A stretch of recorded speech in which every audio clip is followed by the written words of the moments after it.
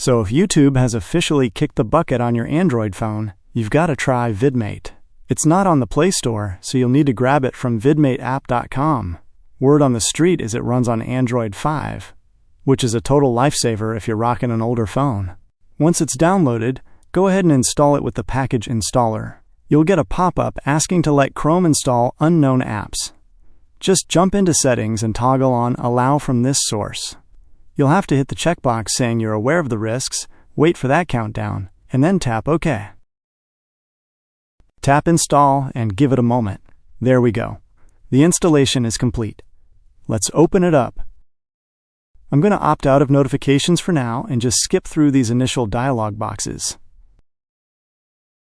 From there, just follow the 4-step tutorial that pops up on the screen. Now that we're in, you'll see several social media icons at the top, including YouTube.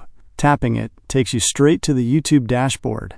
You can even log in with your Google account just like usual by tapping the profile icon in the bottom right corner and signing in. Heading back to the YouTube homepage, I'll try searching for a new song. Everything is working perfectly.